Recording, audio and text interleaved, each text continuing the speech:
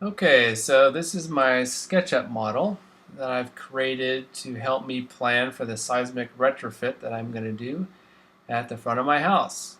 Like a lot of older homes in Berkeley, the front of my house has a big garage door, and on the other side it has a front porch without any structure underneath it. This is a weak point in the house, and it's prone to damage in a big earthquake. So obviously I want to fix that. And with the help of an engineer, I came up with a plan. And the way that I like to kind of get ready for these projects is to make a SketchUp model, so I have everything planned out ahead of time, so there's no oopsie moments halfway through the project. So what I'll do is I'll kind of show you the elements as they're being constructed, and to give you some context here, this is the area underneath the front porch here. Over on this side is the garage, which I didn't really elaborate. This is all the existing framing. As you can see, there's no framing under here underneath the porch. I didn't include it in the model, but the framing would go around in kind of a pattern underneath the front porch. So the first step of this retrofit would be to add a foundation. So I'll go ahead and click the button and I'll show you the foundation here. Just a modern T-footing with some rebar in there. It'll be pinned into the old foundation with some rebar pins. And then of course you need some framing. So click another button. This shows you the framing.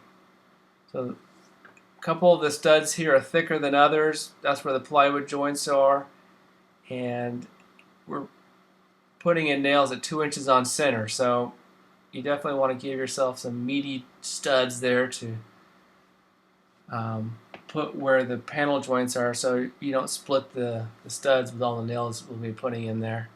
And one of the bays is a little bit more open than the others because I want to preserve access underneath the front porch. We're not going to use it for storage or anything, but I don't want to completely seal it up in case there's leaks or other kind of repairs that need to happen down there. And then of course we'll put the anchors in. So we have regular anchor bolts. There we go. In here, and then there's a couple hold downs on either side. These are HDU8s. And then we'll add the first layer of plywood. So we have 3 sheets of plywood on top. And actually I forgot to mention earlier, but up here at the top we do have a strap that's connecting the joist that goes over the garage to another joist that I put to double up this, what I'm calling the header joist, the top of the shear wall. Now we'll take a look on the other side here, just to switch our vantage point. You can see the double up joist. We have the old and the new here. And then because the old framing is so thick, I had to defer out the studs a little bit so that they would be properly sandwiched between the 2 layers of plywood. And I'll put the last layer of plywood, which is right here.